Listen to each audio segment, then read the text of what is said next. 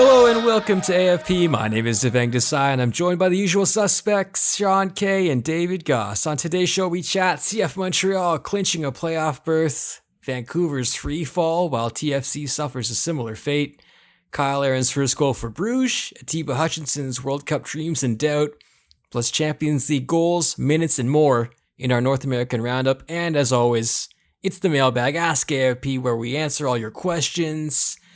Gentlemen, the gang is back. We're all together. David, major congratulations, sir. How is married life treating you? Oh man, dude, it's happy life, happy wife. It's just so different. Like, I'm taking out the trash 7 times a day. You know, I've got the snowblower out. I'm cutting the grass. It's just classic, you know?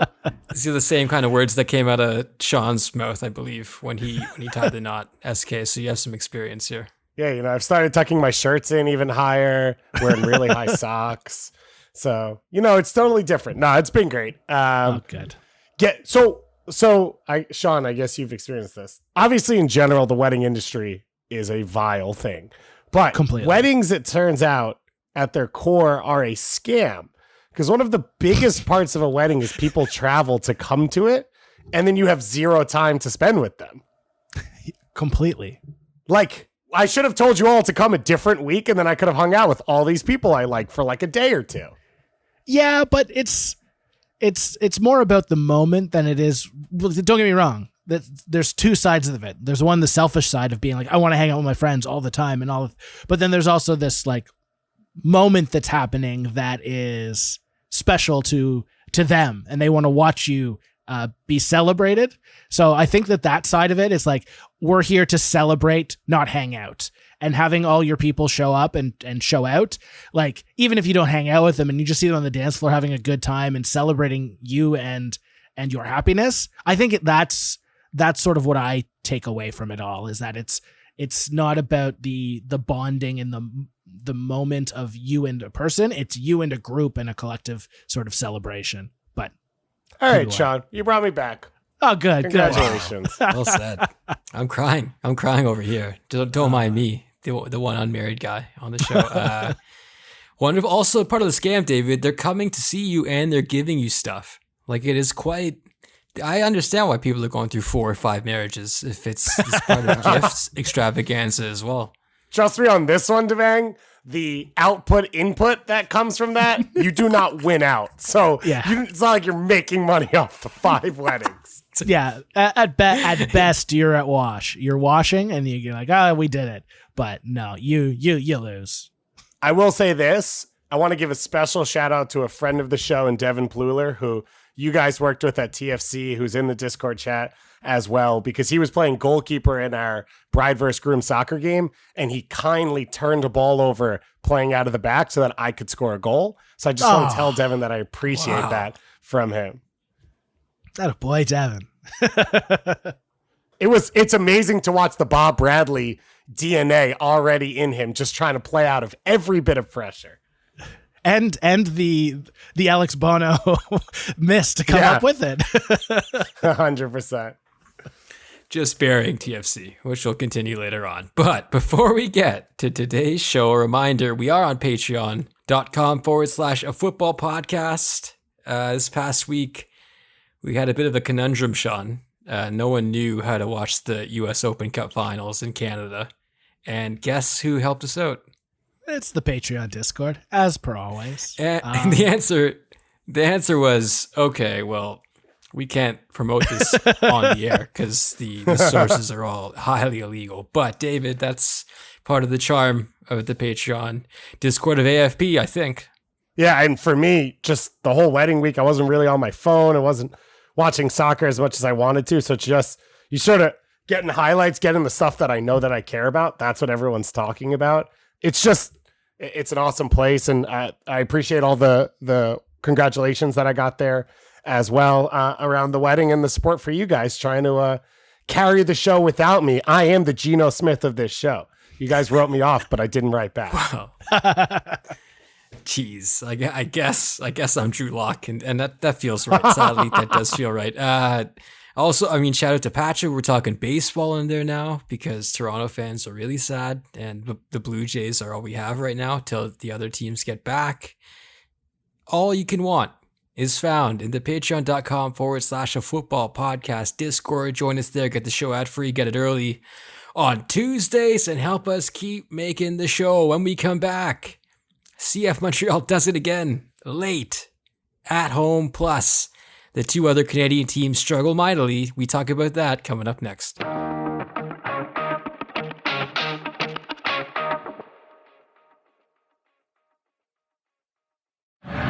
Under the feet of Josh Williams. Now Miller on the reset button.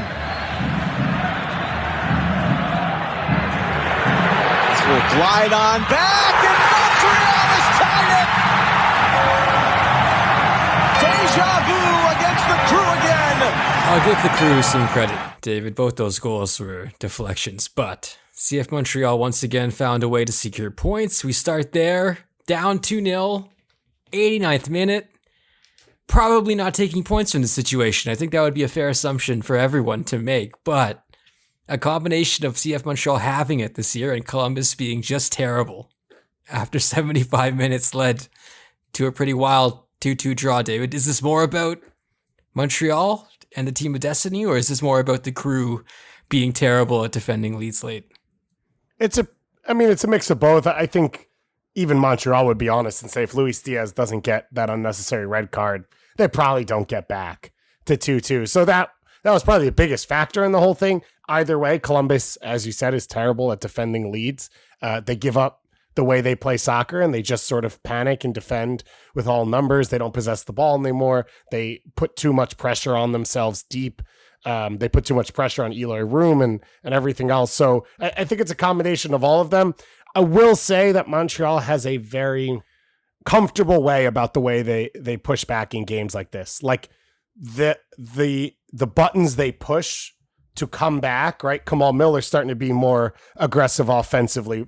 The way Wanyama gets involved inside the 18, which you see on that first goal. All of those things are things they do all the time when they're behind. And so it seems a little bit comfortable for them. And I think that allows them to continue to do it. I do have to ask, I was waiting in that clip for the bell. I love the bell. Do you get residual PTSD when you hear the bell go off in Montreal? I hate it a lot. I'm hating it less these days. I think I'm recovering. Honestly, I think I am. Okay. Time is healing some wounds, but yeah, it makes me sick still. And I'm sure some Montreal fans will love to hear that, but it does. And it's true. They should have been at least level towards the end of that match based on some of the chances they had in front of goal. Mason Toye had a great chance. Giorgio Mihailovic had a header that if he put it anywhere else is probably in the net. And the XG kind of shows that they were quote unquote the better team. And yet a kind of not fluke Mensa header, but like it's just kind of out of nowhere. And then Zelarayan basically gets his own rebound and does what he does all the time, which is just ridiculous stuff. And it's 2-0. I don't know if I'm picking at something that doesn't need to be picked at, but Montreal's status as the team to beat Caleb Porter said they're the best team in the league, which we can talk about, but are you concerned that they are falling victim to some kind of similar mistakes? Because even the Toronto game, you can argue that start was quite bad for them as well. I think it's still a young team. I think it's still a team with flaws.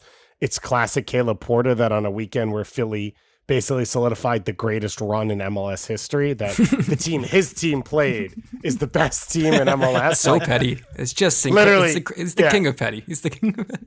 You could not have scripted it any better from Caleb Porter.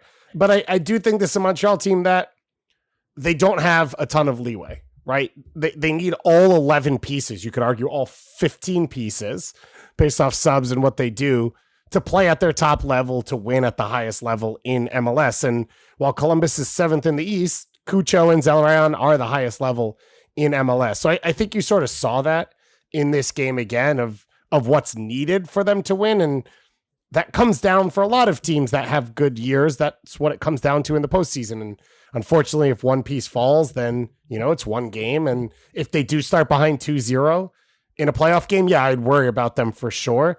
And I think that's definitely something they'll be talking about. But overall, top to bottom, knowing their identity, home field advantage, like you have to feel really good about this team as we head down to the final 4 games of the regular season. Just on that Lucas Diaz red card, I appreciated Kai Kamara didn't have to like dive to the ground and wail about. It was just so ridiculously bad that he looked kind of shocked that he even did it. And he was like, "Hey, did you see that?" And everyone's like, yeah, don't worry, he's gone. A terrible red card. At least if you're going to do it, I feel like get your money's worth. Yeah. And that definitely wasn't it. He also went arm and leg. So it was like, you could argue either of them were red cards, but neither of them were good contact. We've talked a lot about Montreal recently, and I think it continues. I know it's a draw at home, which probably isn't ideal in the grand scheme, but game context is always important. And I think getting a point in that scenario and seeing how lit the crowd was when they scored, the vibe is completely back. And I think, Sean, we were talking earlier this year about what's going on in Montreal, and like, wait, the buzz is kind of gone, and they've had these branding issues and all of that. But if you're in management there, how can you not see Wilf Nance and see a messiah, basically, in terms of what they've done on the pitch? We're getting close to knockout time, though, and all of the good that they've done during the regular season will be for naught if they get stunned early. You mentioned 15 guys, David. He's got his lineup, right? Like, I think if everyone's healthy, there's no real surprises. Maybe goalkeeper might be the biggest one. Goalkeeper, if everyone's healthy, I do think left wing back's still a conversation. And if everyone's healthy, so I guess what? You're saying Kone's not a starter? Or Piat's not a starter? Yeah, I'm saying Kone's probably not a starter in the playoff game, the first one. I think that's probably right. He is their like floor raiser, but also floor lowerer, dropper. I don't know. I don't know what term I was going to use there. But I think I agree with you that it's probably Piat in a playoff game, at least to start. And that's the nice thing about 5 subs, right? Is like you can make 2 changes there. If the game state's not the way you want it, you could bring Kone on and then still make another sub as you go along later in the game to maybe solidify things even more. So I probably agree with you on that one. Otherwise, I guess the only other question is if Mason Toy is a starter, depending on health and form with him, do you go with Kai? Do you sort of go one up top? He has options, I guess, but it's not in a way in which you question any of the positions. Columbus is on one of those janky MLS runs where you're like, they're unbeaten 7, but there's 90 million draws in there. There's really only 5, but they've had 1 loss in 17 games. They're going to make the playoffs, I think. I think that's fair to say. They have a game in hand, and I think that the Revolution are probably the only team really in touch, and I don't like their chances. But you look at the talent on this team, I keep just replaying the Zelarayan goal in my head again and again and again, and you see what the top level talent on the crew can do. Are they sneaky cup contenders, especially as a bottom seed, which we've seen in the past happens? I think they are definitely a team that a good team does not want to play. Like a Montreal. Yes. I would say at the bottom of the East right now, you mentioned the Revs. Inter Miami, I think, is the other one still alive, and all of you listening will know better than us who between Columbus and Inter Miami has a better chance of making the playoffs when you listen to this show. And then the other is FC Cincinnati. I'd probably rather play FC Cincinnati in a playoff game than Columbus right now, even though Cincinnati's form is better than Columbus. Moving on from the highs of the Eastern Conference and the bright lights of the playoffs to Sadville, Canada, population 2. We begin with the Vancouver Whitecaps, who I felt like this was quite a Whitecaps kind of game against the Rapids winning 3-1. I think the playoff hopes, if there were any, are gone for Vancouver. But the game itself, I mean, Brian White scores early. It's a bad mistake by the Rapids. You're like, okay, this is possible. They're on the road. Maybe they tactically adjust to that. But I think what's plagued them throughout this season is just kind of continued, and it was Jonathan Lewis just dominating basically from beginning to end, and also falling victim to a really nice Ardes goal, but a little too much against not enough, little too much against too much, in the sense that I think the Whitecaps found themselves in a situation where they had to play somewhat more straightforward attacking soccer than they have been. And that's the product of the players they have and not maybe getting enough time with this new crop of players that they added during the season to really gel. It very much felt like a soul-sucking loss in this one. And I think I agree with you of like, it felt like they were overmatched against the team they beat, a month ago, 6 weeks ago, at home. And so it was frustrating in watching this game. And I think it's sort of been the run over the last few weeks of it's sort of petered out since the Canadian Championship. I mean, you lose to San Jose, right? Like that sort of tells the story by itself. And even home games, I think they have not looked like themselves over the last few weeks. So it's sort of frustrating. And I agree with you. My hope would be that it's gelling too little too late, but like the pieces are there, because I've said it a million times. Like, I like the moves they've made. I think they all make sense. I think they all make sense in a group. I think they still need a center back probably. And obviously they'd like to be more healthy, and Cavallini is taking up a DP spot. I've got no idea what's going to happen with that in the offseason. But this very much felt like a game in which they sort of gave up on themselves, which is frustrating because they've shown the top end talent to beat good teams on their day and to win a title already this year. I got a question for you guys, and it's just something that I've noticed over the last, especially the last two games, is that I don't know if Vanni Sartini knows where Gressel plays in this team, because they've sort of gone back and forth with him playing fullback and then playing midfield. But the last 2 weeks, whether it be Lewis or Cade Cowell, I just felt like the winger out on that side absolutely dominated the side, and I'm just wondering your thoughts on where you feel Gressel fits. Because I feel like when he does push up forward, it really shows that back line to be really suspect. I think that's why they've moved him around so much. I think it's all trying to protect him. I think Vanni Sartini alluded to it in one of the games of base, because they played Gressel on the left one time, and I can't remember which game it was, but basically he highlighted the right winger on the other team and was like, well, we were trying to avoid the work Gressel had to do there. Now, they're asking him to do more offensively than like an Atlanta did, right? So there's, I think, kind of a measure of, all right, well, we're asking you to output this way, so we're not going to require this of you defensively in your focus. It also feels sometimes like he's the only talent. And it's like, well, let's just get Gressel near the goal because who else is going to score and create? Which I didn't think was a spot they'd be at. And I don't know if that's not understanding his best position or not having confidence in the rest of the talent on the roster.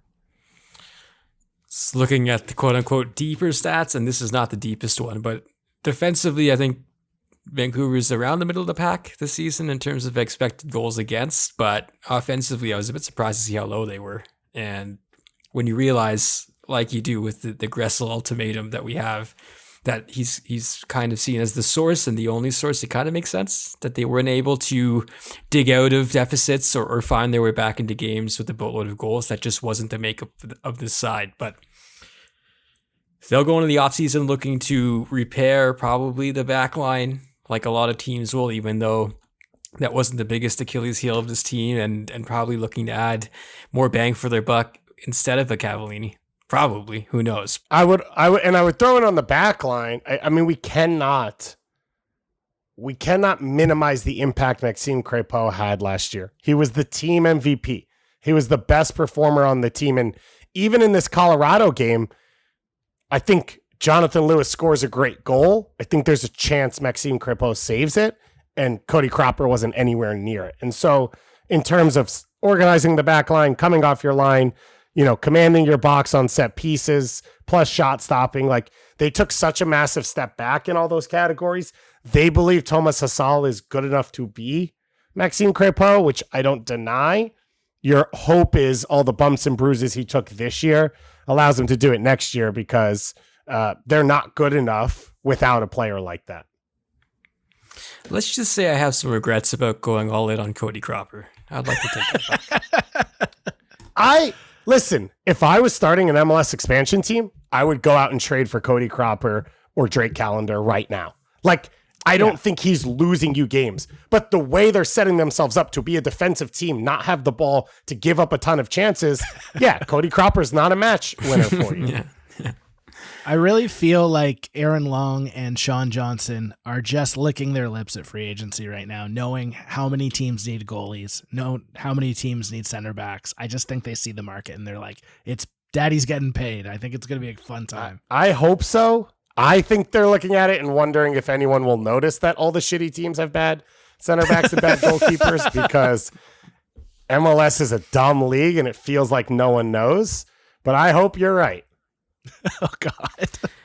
Speaking of disastrous backlines and goalie situations, Toronto FC's faint playoff hopes were put to the test in Atlanta in a thoroughly hilarious game. I think there was some calls in this game that I still don't understand what happened. But anyways, no Insigne, no Osorio for TFC. Nelson Okello taking their place. Mark-Anthony Kaye returned to the starting lineup. Quentin Westberg was back in goal. Don't know if you'll see Alex Bona play goalkeeper again for TFC this season. I don't think that's going to happen anyways. How many times have you said that, Devang?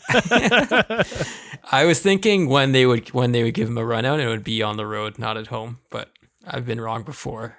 Kind of a weird game. I think if you remove the standing context from this I don't know how I would put this, not watchable, but primetime clubs that they would like to claim to be, and formerly of the heights of the Eastern Conference where your Philadelphias and Montreals find themselves. But I've run out of words to describe maybe TFC's deficiencies at the back, and I think they must have an idea of where they want to go. I would hope so, at least in terms of player targeting, but I don't know if they should change any sort of identity in the sense of being defensive first, because that obviously doesn't jive with Bob Bradley's style, but you can't play like this with the personnel we have and expect any sort of positive results. I think the sample size is large enough now to confirm that, but I think a change in style would have to be considered, and at least in the slightest, and I think that it also involves personnel and the players who are playing there, but I wonder if something has to give here, David. My guess would be that when Bob Bradley comes in to do his press conference in January and February, he says, well, when you go back and look at the tape, we actually liked the way we played. We just didn't have the defenders to do the things we wanted to do. That's my guess in what he's going to say. And in theory, with Bernardeschi and Insigne, like, they've lost games by 1 goal. Like, right? Even the Montreal game, they score the 2 late goals. In theory, he's not wrong in that if you improve the quality on the back line, that probably gets them a goal per game better, which puts them in wins and ties instead of losses, with Insigne and Bernardeschi healthy and firing, which I guess you go into next year, you question sort of just, you just put Insigne through 24 straight months of soccer. Will he be that? Consider how much they played when they came here. I'm still stunned how much they've actually played. Like, Bernardeschi has played a hell of a lot. Yeah, it's been surprising. We thought they'd protect them.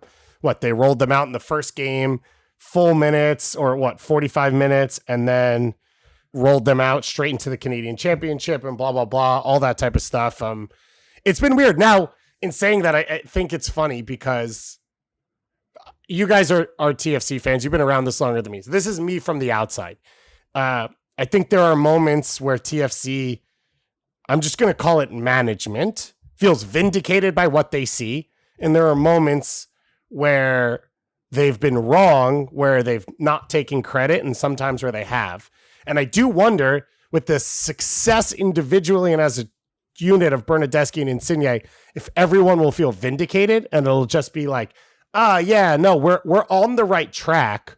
We just need to change a few pieces out, right? Cuscito has played well, where I thought that was a joke signing, that was just Insigne's friend, and that was the way you got the deal over the line and all that type of stuff. And I don't know if that's a good thing coming out of this year.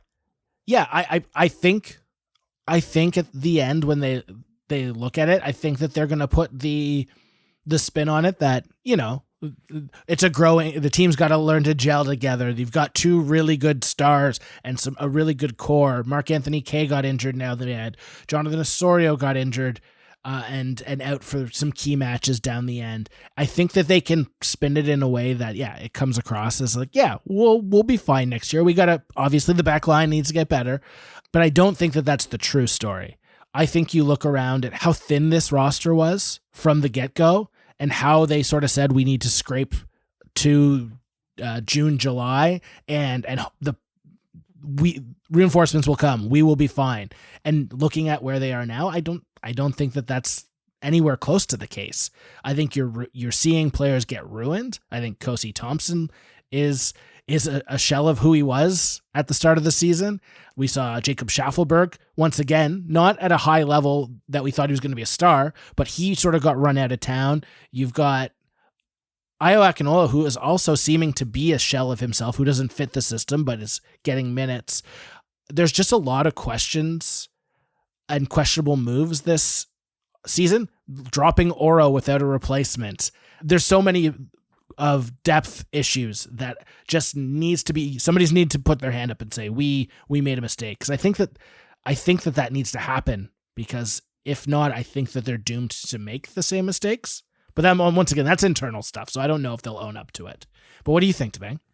I think David's initial hypothesis is my belief as well, that they'll see some success, they'll see some increased gate, they'll see some wonderful moments, they'll see Bernardeschi and Insigne embracing the community and consider it a success on the whole. But I think the internal question of like roster construction and how they get out of this or build a depth it's a several $1 million question, because I know they were missing Insigne and Osorio, but the bench was filled with basically guys that they did rely on early because there was no one else. That was basically the explanation we were given. They were kids that were going to get better, and we'll see them grow on the field. And what happened in most cases, like you mentioned, is that they played a bunch, 2 mixed results, and were kind of shut out from contending for spots or getting minutes or continuing that development. So we kind of went halfway and then just completely stopped. And I don't know how that works in terms of development. So it was a bold strategy to blend youth with extremely high priced big guns. And I think the referendum is in. It didn't work. And how they rebuild from this and go forward will be fascinating, because there's a ton of stuff to do. And Bob's doing both jobs or all jobs in terms of his role. So it's going to be interesting in the offseason. Atlanta, I don't think they're much better off. I don't know what the hell's going on over there, David. Joseph Martinez is suspended. It's like, okay. They suspended Joseph, and then Peralta scored a hat trick and dedicated the win to Joseph. Peralta's on loan, and he's been spending the last few weeks saying, like, I'd love to be back. I love MLS. I love Atlanta. Please have me here. And so I don't know what that tells me. One of the things it tells me is I think Peralta thinks there's a chance that people who suspended Joseph Martinez have nothing to do with deciding if or not he comes back, which means he thinks there'll be other people in charge. We know Darren Eales left. Carlos Bocanegra's been there for a while. I've talked to a lot of people. I've not heard good things about what Carlos Bocanegra brings to the club, if anything. And I wouldn't be shocked if replacing Eales means resetting the entire front office, which puts Gonzalo Pineda in a tough spot, because the story is always a GM wants their own coach. So even if it's a president coming in, that still makes things a little bit awkward. And there's not like there is, a level of success that Gonzalo Pineda can point to. And we have seen Atlanta managers be fired quicker. We've been seeing Atlanta managers fired for less when you look at the trophies Frank de Boer ended up actually winning. It's bizarre, and I've been making the joke all week on my other shows, like, no one cares about them. I'm mad how much time we just did on TFC, but like, fine, this was kind of the game that sealed things for TFC. We shouldn't even be talking about Atlanta, and Atlanta is coming up out of the crowd and yelling, look at us. We can be dramatic. We can be like, we'll suspend our own star forward. Remember us, guys? About us. Yeah, remember we used to be cool. Remember in high school we were cool. Remember us, guys? Yeah, it's 10 years later. Atlanta. Grow up. It is brutal. Like, just go deliver pizzas and do your own thing. Wow. Coming from a former pizza delivery man, by the way, don't worry, I'm part of the industry. That a boy. Sean, MLS headlines. We got a couple today. We'll start first with my favorite one, courtesy of yours truly. Gareth Bale was announced as the top-selling jersey in Major League Soccer in 2022. But my question to you is, what's more shocking, that Christian Fuchs' kid is number 2 in the league, or that Insigne's is 23rd? I'm guessing the Fuchs thing is the banter. Is this a lot of banter? And then Charlotte also knew he was going to be a player early, so Yeah. they could sell those kits. Also, on Discord, I think Seth mentioned that this was tabulated solely through MLS.com or MLSshop.com and not through individual team stores. MLSstore.com, Devang. Don't disrespect our agency by calling it shop. Sorry, everyone. Sorry. But it didn't include, like, at least in Toronto, like MLSC has their own apparel store and they do things outside of that. So I wonder if that had a factor in that, Sean. But I feel like Fuchs is because it almost says fuck, right? Am I crazy here? Is this not it? You are not crazy. To be clear, half of the t-shirts I saw in Charlotte were like, "Fuck you, we don't give a Fuchs." But here's a reminder. When you go to a sporting event, everyone's wearing a jersey.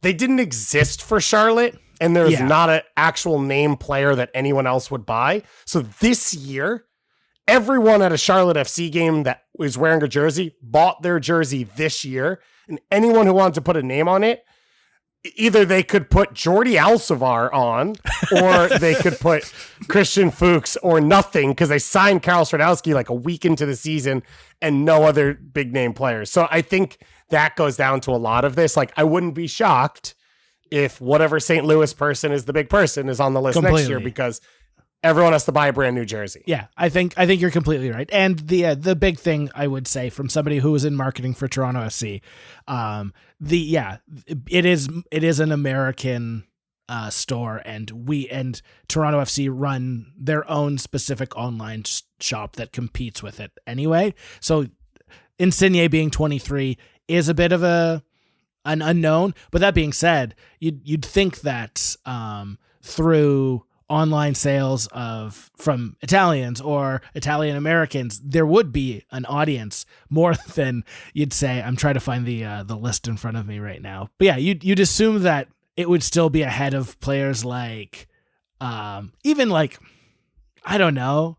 I'm looking like Christian Roldan, Diego Fagundes, Ladero, Chara, Miles Robinson.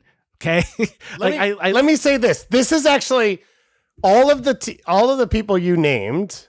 To be clear, I don't even understand what this list is, but I'm just going to go on a whim here and I'm just going to start shooting.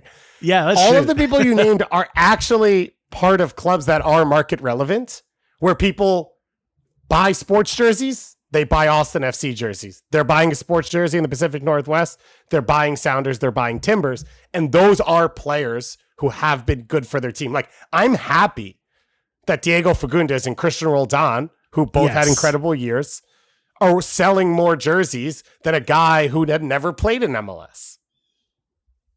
Fair. I agree. I think it's good that there's a lot of like homegrown local, like, in this list. I still think it's baffling that that's happening. That's all. That's like, this is me and my broken Eurocentric brain being like, well, there should be more sales for this guy, but maybe I'm wrong. Anyway, moving on. This one sort of narrowed for you, David, because I don't believe me and Devang have spent a lot of time watching DC United's Matai Akimboni. He became the third youngest to debut in Major League Soccer. Only Freddie Adu and Alfonso Davies were younger. For those who haven't seen the kid play, what should they expect from him? And is he on a similar trajectory to, say, an Alfonso Davies or a Freddie Adu? So it's actually interesting. I've never seen him play. Oh, wow. Which is weird to me in its own right. Yeah. Who's watched him if you haven't? I know. COVID, obviously, a bit of an effect. Well, so I told this story, I think, one time, but he got signed like the day the under 22 under 22 list vote had to go in, which, by the way, was on the day of my wedding, and I still got my list in because it's the only thing I care about. Yeah. I was super mad. I was like, you guys give me a month to vote on quarter season MVP frontrunner. But the only list that I actually care about, you're going to send to me at the last minute on the biggest day of my life. So someone actually texted me and said, you should put him on your list. And that was a non-DC United staff member who had seen him play in an MLS Next Academy game, like on a separate field. He's a center back, so obviously different than Davies. It's obviously it's a big deal to be the third youngest player in MLS history and exciting. It's odd with DC. I mean, credit to Rooney for giving him the chance, but we thought Moses Nyman would be this guy, and he never got the chance. Griffin Yao, sort of, but they also both got sold to Europe, just not at the level maybe we expected. So DC's in a weird place where they're producing talent right now. They have not perfected their the chain like Philly and New York and Dallas have. And so that's still a worry for me with him. Like, I mean, Moses Nyman was a locked-in starter 3 years ago at this point, maybe 2, maybe at the start 2 years ago. Like when Hernan Losada took the job, we talked for about 10 minutes about Moses Nyman. And then he ended up not playing this year for the team and then getting moved on to a second division in Belgium. So I worry for him in terms of that pathway, but everyone's telling me he's off the charts. Okay. It's nice to know that there's another star coming through the pipeline. And to be perfectly honest, and this isn't like, I think having a guy like Wayne Rooney who went through it, I think he actually will be a good person to manage it. Once again, results on the line, it may change, but I do think that he'll understand what he's going through. I've had coaches say to me, these are not coaches in MLS, okay, or these are not head coaches in MLS, who said, with no relegation, why you're not playing kids? I don't think that's real. The pressure still exists. Yeah. Like, people get fired. But it probably does open up a space for Rooney to play guys like this. And I can say this, I don't think it's a coincidence that they signed 2 homegrowns since Wayne Rooney has gotten there. I think he's definitely he's pulling his Bill Self Nick Saban card and helping finish the recruiting. Over in LA, Chicharito missed another penalty this week. He's now 4 out of 7 this year from the spot. And then Ricky Pooch scored in the dying minutes from the penalty spot. Do we expect Chicharito to take the ball or get the ball taken out of his hands when a penalty is taken? Greg Vanney this week also said, in terms of how we manage them going forward, that will be determined as we continue to move forward, which is what a top 10 Greg Vanney quote. That is an all-time Greg Vanney quote. He found a way to repeat himself, but like somewhat coolly. So it's like, okay, I guess he shouldn't at all, right? That's it. It's Pooch Town. Welcome to Poochville. But yeah, it's Chicharito's now lost his ability to score or try penalties. It's done. We're done. I would say yes, personally. I would say if he's on the field at the end of a playoff game, he'd probably still be one of my 5 shooters. Yeah. But no way he's taking the penalty first up if anyone on the field is capable of taking one. Fair enough. He's not in the OSO range right now, but he's getting there. That's what we're saying. Nice. I'm sorry, Jonathan. I really am if you're listening. Moving on, with only a few games left in the regular season, I know we sort of talked about this earlier, but are we confident in calling the Eastern Conference pretty much done in regards to the playoff line? Like those 7 teams are in? No. I am. I'll say I am, even though David just said no. But that game that the Crew have on New England, I think, is important. And I am kind of burying Miami, though mathematically, I think they have enough games to catch them as well. But I do think this will be the 7. The order might not be the same. Like, I think I could see 5 and 6 and 7 swapping a bit, but yeah, I think this is the 7. Charlie Davies convinced me today that Orlando could still fall apart. And wow, I feel bad saying that off the back of obviously one of the biggest trophies in global history, which is the US Open Cup final, which I'm glad that you guys recognized. Orlando hosts Atlanta tomorrow. Obviously a rivalry game, still only a week out from the Open Cup final. They then host Toronto. They travel to NYCFC. This is the key one. They travel to Inter Miami, and then they finish at home to Columbus. If the Revs or Inter Miami can put it together, and it would, if Inter Miami wins against Columbus, obviously pulls Columbus back into this conversation as well. but it does. I do think Orlando could be the one. I feel safe saying Cincinnati's in, and Columbus I question a little bit more. Okay. Last but not least, the heat check is gone in regards to the Canadian teams, but the Seattle Sounders heat check is here, baby. 9th in the West, 39 points, 12 win, 15 losses, 3 draws, 4 points back, 4 games remain. Are they still in the hunt, David Goss? For starters, I'll do a heat check on the Canadian team heat check, which is freezing cold. The Great White North. Too soon. Yes. Too Yes. soon. Nailed First it. the Queen, now this. Yeah, Have you no shame. God save the Queen, of course. Anything for the Queen. I have Seattle in. I've said it for like a month now. Yep. There's been the Portland Timbers loss was a huge setback for them. I still have them getting in. RSL has won one of their last 5 games. I wouldn't be shocked if the Galaxy dropped points in Vancouver this week, but I don't know that Vancouver's good enough to put the run together. And Minnesota without Dibasi has been a train wreck. So I think Seattle, even though they don't control their own destiny, I think they get in at least one of the spots. I don't know who they get in for.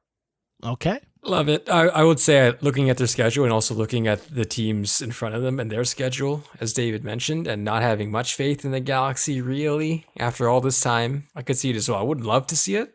It'd be nice to have Seattle be in a weird spot in the playoffs, which they're normally not, and still be a villain, which is always nice. We need more villains. So bring them on. Get them in the playoffs. Key to Seattle getting in, Galaxy play Seattle October 1st, and then RSL plays Portland. Sorry, Galaxy play RSL October 1st. Yeah. So one of those two teams, or both of them, are guaranteed to drop points in that game. RSL still plays Portland. They still play Cincinnati. They still play Austin. As you said, it's a tougher schedule around Seattle than it is for Seattle. I can't believe it, David. You're not here for RSL. Nah, well, because the riot doesn't exist anymore. It's First America now. Fair enough. Amazing. That was our MLS roundup. When we come back, North Americans Abroad Champions League edition. We run through who has stood out, who hasn't, who's played, who hasn't, plus a whole lot more coming up next on AFP.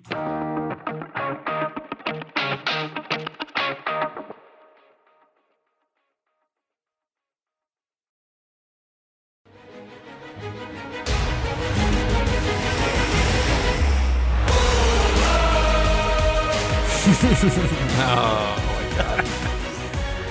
Welcome back to AFP. That song you're hearing is the real main song, not your Champions League pageantry and your BS orchestra stuff. No, give me a couple guys in the lab, aka DJ booth, mixing this song together. It's the Europa League jam. And we're back on AFP to talk about the North Americans abroad and how they're doing so far with European action underway. Plenty to get to, and we do begin with the Europa League because Matt Turner played his first game for Arsenal against Zurich. Gentlemen, I mean, I'm curious what you thought or if you saw any of it. I know I made the mistake of checking out the Arsenal subreddit after the game as well, and it was full of people.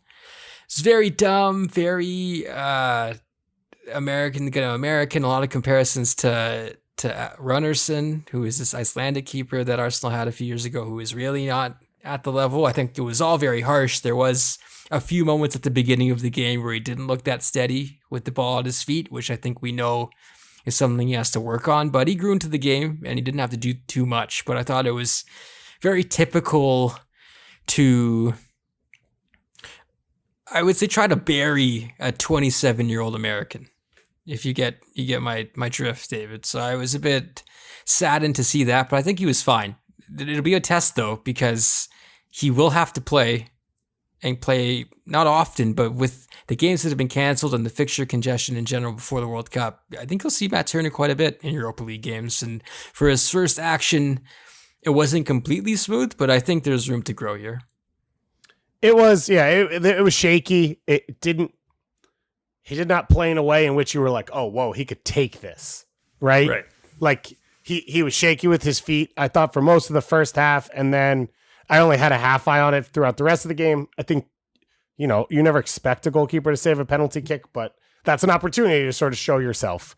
So I didn't walk away from it feeling like he's going to be a locked in player, but I guess you can sort of see why he went there and what he needs to work on and what he's trying to improve by being there. And he didn't lose the game for them, right? Like he showed that he could play in games like this. Escaping with the result, massive. And I saw Bernd Leno, who plays at Fulham now but was at Arsenal, talking about like the politics at Arsenal and why he left and how because they brought an American in for marketing, quote unquote, his words. Yes, Bernd Leno. And I'm like, Bernd, you weren't going to start anyways, man. You were going to be the backup, and that apparently wasn't cool with you, so that's why you left. So I thought it was a bit of revisionist history because what Turner does give them is the ability to, I think, allow Ramsdale to be that number one pretty comfortably. It also allow Turner to see how well he can acclimate himself to this game. And it's early days, so the jury is out still, and I'm excited to see what he can do going forward. That was Europa, though. Let's go to Champions League. The highlight, possibly, of match week 1 was Juventus PSG. PSG doing PSG things early, and Juve look kind of dead. They have looked kind of dead all season, to be honest, which is another story. But Weston McKennie came on and looked great, DG, and I know they still lost, but that's exactly what you want to see from Weston at this time of year. I said this on this show when someone asked us, like, where does he belong? Where could he end up? Is like, this is his identity with this team, and you'd love for it to be a starter every game, but he plays in big moments, in big games, and he shows up for them. Like, he causes chaos in games that are settled. And that's what Juve needs a lot of the time. Everyone kind of is sort of going with the flow, moves the ball, but whether it's throwing his body around, whether it's popping up in awkward situations for a defense or on set pieces, he causes chaos in games. He is a chance creator. He's a disruptor. Not traditionally, right? It's not, he beats a guy 1v1 off the dribble and then breaks the defense down. But he does this, and Allegri continues to trust him. I know he came off the bench, but he came off the bench at halftime. Allegri continues to trust him in these big moments. I made the Ji-Sung Park comparison, I think, last time we talked about this, of like a guy who never starts, but then would start every big game. Dirk Kuyt's in that cliche as well. James Milner's probably in it as well. He's not like those players because he plays differently, but I think in terms of his role with the team, it feels like the bigger the game, the better the chance he'll be on the field rather than versus Benevento.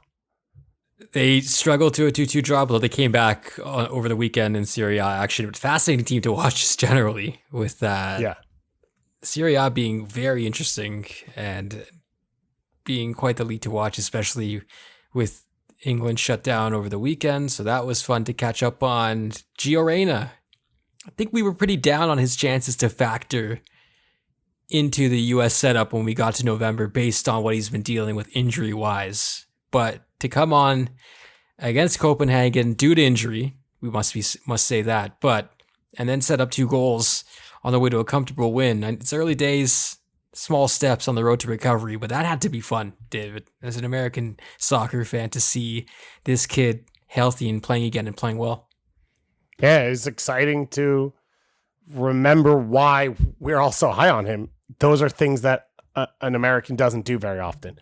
To just be that attacking outlet, to have the weighted pass, to set guys up. Just, there are not a lot of players in the history of this country who have been capable of doing those things at that level. And then he came back and obviously they got blown out by Leipzig and he didn't get the start. He only got a couple minutes off the bench, but to see him physically bounce back and be available again, like, that's pretty huge as well. Over in Canada, we had Bruges versus Porto as you record on Tuesday. Bruges absolutely smoking Porto. And Kyle Lara not getting on the field, unfortunately, as a sub. Maybe that's why, though, because the game was completely out of reach and they didn't need to dig into their attackers on the bench. But Alfonso Davies looking as good, as great as always, first against Inter, and then playing really well against Barcelona. I think personally, the way back or the road back for Fonzie following the COVID issue and really having it affect him seriously was going to be... maybe not nervy is not the right word, but concerned to see how well he could recover and how far he could come back, I guess, to his old self. And I think I'm pretty comfortable in saying he looks back, and he looks ready to terrorize in Qatar, and I can't wait. Yeah, the game against Barca today, he looked exactly like himself. It was effortless at times for him. He knows he can sort of catch up to anyone he wants. Seeing him sort of jostle with Lewandowski was fun. And I think he stepped up to that challenge when he had to in moments. And Rafinha and Dembele, it's not an easy test, as much of a meme as Barcelona is. But he very much looked like himself. I think he's still figuring out Sadio Mane on that left side when he's there with him, because it just felt like him, Sané, and Gnabry, it was so natural and comfortable, and there's so much flow when they're in the attack together, and it doesn't feel like it's there yet from the left side with Mane, and Mane sort of takes up positions that Davies likes. But in terms of like being himself, he looked like the best left back in the world today against Barcelona, and that's all you can ask for. Pretty cool. Also pretty cool, I think, is Sergiño Dest getting to AC Milan, getting out of Xavi's infinite doghouse, where he has placed so many players, but Dest got out. I mean, I mentioned Serie A being a fun league, and a league where AC Milan is back where they belong. It's a pretty good landing spot, all things considered, DG, based on how weird the summer was going for him, and I guess the concern pre-World Cup that he was clubless, so to speak. That's not a bad place to go. And this is why you go to the high level, and it's not always right. But I think for someone like Dest, coming out of the Ajax Academy, going to Barcelona, the step down is pretty high, right? And so I think every player has to do what's right for them. I think finding the right spot to play, a coach that believes in you, a system that fits you, that's all number one. But I understand when players just say, how can I get to the highest level? Because sort of then you can figure it out sometimes as well. And as an American, right, or looking at the U.S. pool, like this is what Ricardo Pepi's doing. Guy got a $20 million deal. He probably walked out with $3 million the day he signed with Augsburg. But it's hard for him to settle. Now he's in the Eredivisie. It's probably the level he should be at. But you're not going to turn down $3 million as a kid, and whatever the contract then is on top of that. And then once you have the Bundesliga title next to you, the Chelsea title, right? Well, this is what happened for Miazga, now Pulisic, and whoever else, or Barcelona with Dest. Like, then that is cachet that you can use to sort of find your next move. Milan feels like a really good level for him. Serie A feels like a good league for him. And it's still one of the great global clubs and global names to be a part of going into the World Cup. I love it. I think that worked out quite well, all things considered. You mentioned him quickly. Christian Pulisic now has a new coach. Thomas Tuchel, done. Not shockingly, I guess, because it's Chelsea, but they have new ownership who seems equally unhinged in terms of where they're spending their money or who they're spending it on. But Graham Potter was the person they had their eye on, and he's the new manager. How big of a lifeline is this for CP?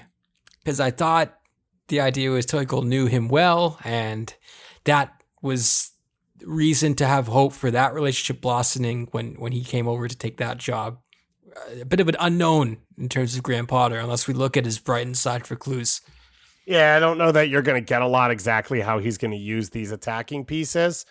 But Pulisic has played well when he's gotten opportunities, and you'd assume a new coach, he's at least going to sort of change things up a little to try and get a reaction from the players. And if he does that in any way, and Pulisic gets starts, historically with Chelsea, we've seen that he's done well. So I think it was clear the way it was going with Tuchel, and it was clear he wasn't leaving. So this is a best case scenario for him. Whether it works or not, I don't think is a guarantee, but it's better than where they stood before. How pissed do you think Graham Potter is that they spent $72 million or pounds on Marc Cucurella, where he's like, I just signed him for $20 million from Spain. Like, I could go find another one for 20. Why? Like, on the, 3 weeks ago, he was like, I just robbed these idiots. And now he's standing on the other side being like, well, I'm really glad we spent 70 million pounds on a left back. It's just an interesting one for Graham. Who apparently sold Todd Bowley, though, about Graham Potter when they were in negotiations. So nice. Okay. Maybe Graham Potter owes him. Maybe he owes him. Maybe he I'm does. not sure, but yeah.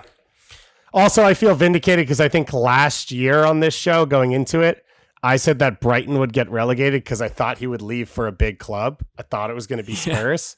And now, a year later, after they had an amazing year, he finally left. So thanks a lot, Graham Potter. Just on talking left backs, I would love to know, just in just your general thought, if he's worth like 70 million, like what is the price tag on Alfonso Davies at this current time? Like, he's got to be a top 3 left back, and but if the bigger clubs are knocking, like, it's got to be in the 100+ million, right? If England was coming after him, I'd say 100 million would be the baseline. Yeah, I would agree with that. And I think when you look at, even for Barca, right? Didn't they sign Lucas Hernandez for 70 million? And he was 6 years older or 5 years older than what Alfonso Davies is now. I think 100 million would be the base. That's a lot of that is based on age, right? Like, you are not signing him in his peak. He is entering his peak. Yeah. And he's already the best at that position on the planet. And we talked about this a lot last year and less so now. And I think the COVID thing sort of threw a wrench in it. I do still wonder, like, does he end as a left back and what his ambitions are in terms of position, or if that even matters to him. And so I do wonder how that affects then also a sale as well. I mentioned him briefly, Stefan Osakio getting the start for Porto against Atletico Madrid. He also started against Bruges. Against Atletico, Jan Oblak made a ridiculous save to rob him. But that being said, I think the Bruges result obviously a lot less good, but he was fantastic against Atletico Madrid. And I think a concern we had about Osakio staying at Porto was how much of a squad player was he going to be? Was he going to play that often? How was he going to be used by the manager, etc.? Seems like he's being used pretty often, and he's playing pretty well when he's getting these opportunities as well. So I feel like he is another player who is, we've talked a bit about players we're worried about, and we can talk about Kyle Aaron, but someone I'm not worried about, someone who I cannot wait to see on the biggest stage is this guy, because he's playing and playing well for one of the biggest clubs on the continent. He's probably played more total minutes already than I thought he would going into the World Cup. Not as like a knock damage, just based off what it was last year. So he bet on himself and he bet right. So I have a friend who's a producer in England, and he's putting together a World Cup feature or World Cup preview package. And he was asking me about like 2 players to highlight for every team. And I said, I know Jonathan David will seem like it, but I said Alfonso Davies and Steven Eustáquio. I still feel like that's the 2 for Canada who I know are going to start every game and who I think the game plan is built around. Do you guys disagree?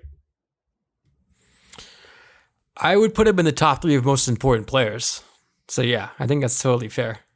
Yeah, I don't think you're far off there. I do think it would be a shocker if Jonathan David doesn't start every single game for Canada, no matter the opponent.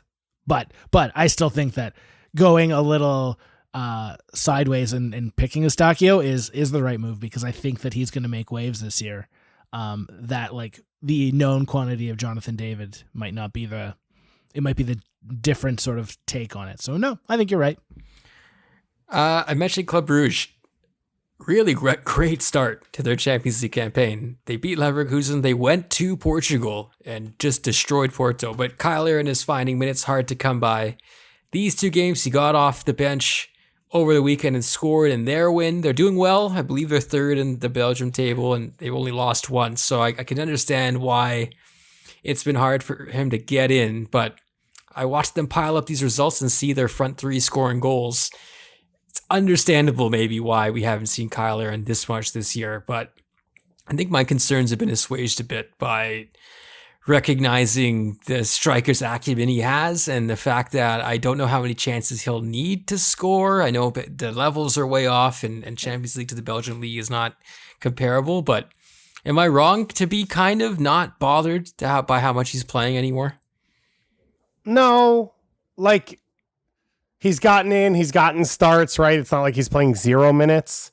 And I think at this age, with his experience, I agree with you that like he knows how to get himself ready, and he's performed in big moments. And, you know, he went on loan from Basiktas and hit the ground running in Belgium, and then came back and hit the ground running. So I think he's proven enough over the last few years that he can sort of figure himself out and play good soccer no matter what. I guess your hope would be he gets, 180 minutes or whatever in the 2 friendlies for Canada, and then comes back in and there's some more minutes available to him at the league level. And now you're saying, from September 17th, whenever the friendly is, through to the World Cup, then he's starting to get heavy minutes and it's sort of fine, even if he's not the locked in starter. I dig it. Finally, Atiba Hutchinson. Bit of a weird one. Apparently his contract was frozen or was temporarily frozen due to Basiktas' foreign player rule, which sounded awfully Barcelona-esque in terms of shadiness. But it appears Atiba was granted his contract after some fans pushed back on this decision as well, but he's still out due to injury at the moment. Said I wasn't that concerned about Kyle Aaron because he's fit and he's available for Bruges. This is a bit of a different story.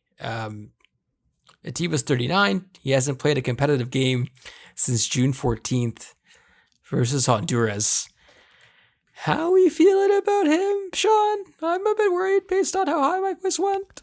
Yeah, so here's the thing. And I am not concerned about the Canadian national team because I think what Atiba brings to the national team, he can bring as he doesn't need to be playing club football to do that. He is the locker room leader. He is going to be there. He'll be involved, and that'll be fine. What I'm worried about, concerned about, is just Atiba Hutchinson realizing a dream and slowly seeing it being ripped away from him. And I just don't know if once again, I don't know if he's going to get back into the squad for Basiktas. And so are they going to rely on minutes to play Atiba Hutchinson in the World Cup? I don't think so. And so then that means that the story of Atiba Hutchinson ends as he's a assistant coach and locker room leader in the World Cup that he gets to be in. And so that for that, I'm really sad and it's shitty. Yeah. But from the Canadian men's national team, I think that there's enough depth for what he did bring on the pitch that it won't be catastrophic. We have a question in Ask AFP that kind of hits on this as well. So maybe we'll save that for after the break. Can I ask one thing then? I think I agree with you, Devang. Let's talk about it there. Do you think this creates a scenario in which Atiba Hutchinson ends his professional career with a team that is not Basiktas? Because this sounds not like he is being treated like a hero, right? If the fans have to push the club to finish a contract that they'd already agreed to, that doesn't seem like a place that he's going to finish. Do we think I don't know if we've heard this. Is he retiring after the World Cup? Do we know what's going on? He has suggested that this was his last season, but I don't think that January was mid-season retirement. I think he was going to see the contract till the end, but if Basiktas isn't going to play him, and I don't think he's going to look for a new club in January. It just sounds like an ideal pairing of Kosi Thompson, DeAndre Kerr, and Atiba Hutchinson along the back five for TFC. Okay. Moving on. Coming up after the break, we return to the mailbag Ask AFP for all your questions.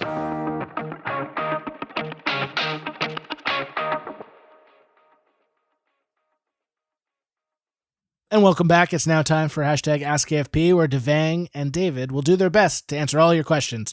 Thanks to everyone who sent in their questions through the Patreon Discord, as well as Twitter. We're going to start where we sort of ended off in the last segment. Travis Martin asks, with Jonathan Osorio hurt, Atiba's lack of minutes so far, and Mark Anthony Kaye only recently coming back from injury, do you have concerns about Canada's midfield heading into the international window at the World Cup? David, you first. So I don't know that I agree with you about Atiba. I do think no matter what he's doing at the club level, he will play at the World Cup. I just think at 39 years old, I trust him to be able to be ready because he's as professional a human being as exists.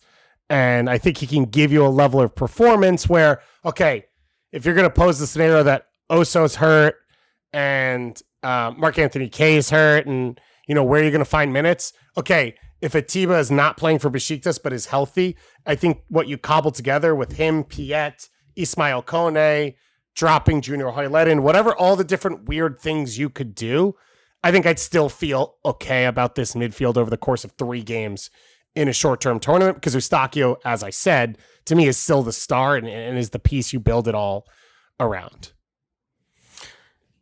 Yeah, I would agree. I don't think it's their death knell or anything. I'm convincing myself that Sam Piet's going to play a larger role than I thought he would be playing at this tournament. Back, baby. MLS Cup champion, Sam Piet. Right? Ride the wave. And I also wondered, let's say Fonzie is moved around or Tejan is moved around. Could one of them slot in to a midfield spot beside an Eustachio and someone else if they were playing around with their formations? But I think I'm with David. I don't think it's not ideal by any means. And I think Oso's injury is very concerning in terms of how long it's persisted. So I hope they get back to themselves, but they've got some options. Is he hurt? And this is going to go in, the next few questions are about him going to Greece. We're doing a great job. We're doing a great job Yeah. just falling down the dominoes. So before we go, it is led to be believed that Jonathan Osorio is having issues with a concussion issue that was about a month ago, and but once again, that has not been clarified by the Toronto FC staff yet. It's sort of been whispers and hinted at, but nobody's really come out and said it. But I think am I remembering correctly that there was a moment where he was shown in the crowd on a broadcast, and one of the announcers, I believe it was the TSN broadcast, said that he was out with mental issues around his injury, which is that what they meant by a concussion? I believe that is what it came down to. I believe that there's been some there isn't like a hard fast way to say like it's not concussion, but I think that there's something like concussion related issues. Got yes, it. Okay, exactly. Now I understand what you're saying. Yeah, but with that all being said, over the last 24 hours, rumors have come out of a few sources saying that Greek club Panathinaikos is sniffing around Osorio for immediate transfer. Their window doesn't close until the 15th, so they want to do this now, not in January. First of all, do you think this is the kind of move that Oso is looking to make? Is this sort of fit what he's looking for? But do you still think he waits until free agency in January to make this move before jumping in? Obviously, with health being an issue currently, it must be a January move, right? I don't know. Yeah, it's a weird one. I would have been less certain about this and say, yeah, January. If he was going to go, it'd be January. If you asked me a few months ago and it was decided his contract situation wasn't worth re-upping here, or he was going to get more cash maybe somewhere else, or maybe he was going to go to Europe, which I think we all know is something that he has wanted to do for a long time, but we had wondered maybe if the window had passed him at 30 years old. I kind of like the fit. They're a good team in the Greek league. They play in the Conference League. I feel like this is a dream of his, and I don't know if it's always been Panathinaikos. Probably not. There's probably been other dreams, but I think where he's at TFC with how strange this year has been and now dealing with what he's dealing with, perhaps this is a good time to go. I know it is always a risk ahead of the World Cup, but TFC's season is ending very soon anyways, so I could see this making sense right now. I got to go the other way. I get your point with TFC's season ending, so I guess it's just whatever he plays for Panathinaikos is a bonus, but when we talk about Kyle Larin and we talk about last year for Eustachio and Tejan getting to Belgium, like it's hard to get minutes day one. So I don't know that I would do it now going into the World Cup when he has a starting spot on the line. And as much as you've said, it's been stated by him publicly that going to Europe is one of his goals. I think playing in a World Cup for Canada and being an influential part of that is also one of his goals. And so it just feels like a weird time to me. And then playing a World Cup, and then it's your decision, right? You could sign anywhere in MLS, right, or you could sign anywhere around the world. It just, I think, again, I've said this a couple of times, I think this January transfer window is going to be unique because of the nature of this World Cup and everything else that's going on. And I just think, why would you not open your opportunity up to go wherever you want? I guess the one thing I would say on He's that 30. is that Panathinaikos might have a longer runway than Toronto FC does. Toronto FC, once again, if Oso has an injury still and can go a couple more weeks, Panathinaikos might be able to like extend his runway of playing games until. But once again, do you risk getting 3 extra games just to get in when you could just do this in January? And then on top of that, I don't know if it makes, like, is Toronto FC going to do Oso a solid and just like rip up his contract, or is there going to be a transfer involved and then is Panathinaikos going to pay it? There seems to be too much involved in this move right now to be done by the 15th. I would say if Panathinaikos is willing to offer anything, you'd assume TFC would take it if they don't think He's coming back.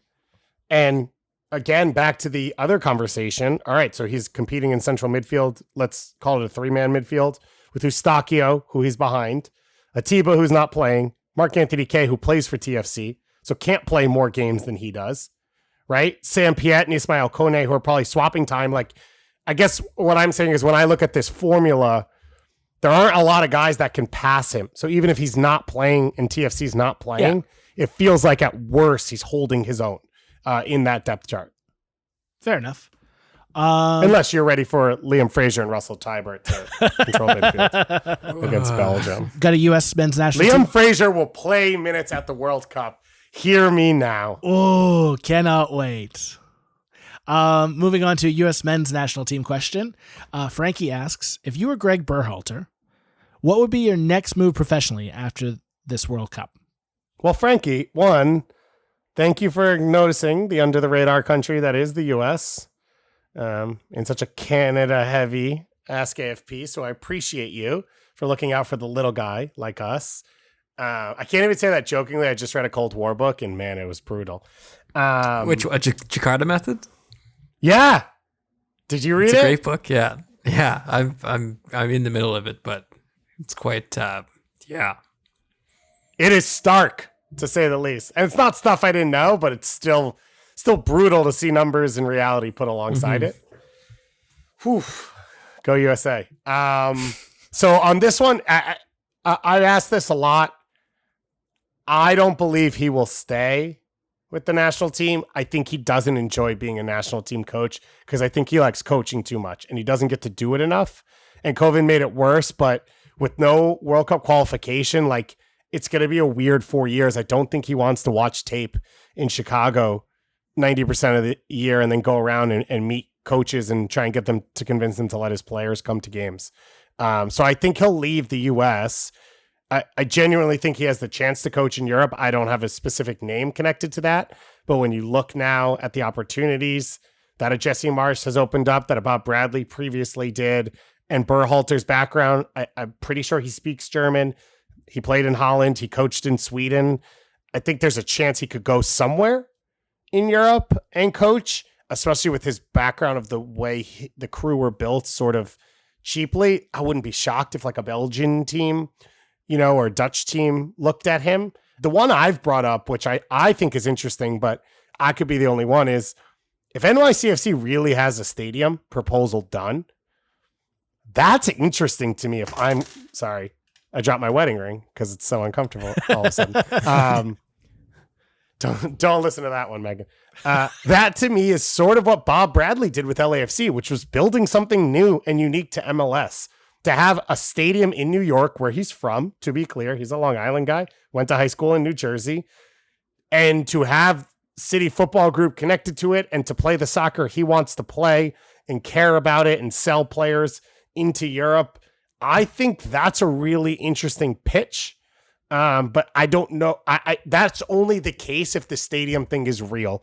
And I don't know if Greg Berhalter will know that before he makes his decision. Great points. Much like the players, I think coaches have a great chance to raise their profile, and I can see the States having a good run in Qatar, and that's maybe quarterfinals or better. So his name will be extremely hot, and I could definitely see him following in the footsteps of your Lassos and your Marches and getting into the Premier League even. last but not least, we got Teddy, and he's saying after losing 4 of their last 5 matches, do you think LAFC regrets signing Gareth Bale and Giorgio Chiellini? Devang, you go first. I don't. I don't think they regret it, and I think there's a lot of factors involved here. But I do think their fall from grace since adding those players is kind of good. I kind of like it. I kind of like how inserting these quote unquote all-stars into an already good team didn't just work out really well, perfectly, and they've gone on a bit of a slide. That humbling to me it's a good sign for the league, David. I don't know if I'm being jealous of their stars and their limelight of Hollywood, but they needed a humbling. I think I agree with you. I think it's good that you can't just buy success and make it easy, and that teams that are built well and cohesive have an opportunity to beat those teams. So I agree with you. I do think if we went back in time, I at least know from what I was saying, the goal of signing these guys was to win MLS Cup, not to win the Supporters Shield. And all of this was now going to be a runway to incorporate them. And if they do win MLS Cup, it will be a success, even if they lose the Supporters Shield to Philadelphia. So I think we're trying to judge it right now in the middle of the season, and that's a mistake because there was always going to be these growing pains and this process going forward. We'll leave it there. Another jam-packed edition of AFP. If you enjoyed this week's show and you could be so kind, please give us a rating or a review or both wherever you get this podcast. That would be incredible. We're also on Twitter @afootballpod, as well as on patreon.com/afootballpodcast. Join us there. Get the show ad free. Get it early. Plus, join us on the Discord where we're chatting footy and other stuff all the dang time. For producer Greg on the ones and twos, and for Sean and David, thank you so much for listening to AFP. We'll talk to you next week.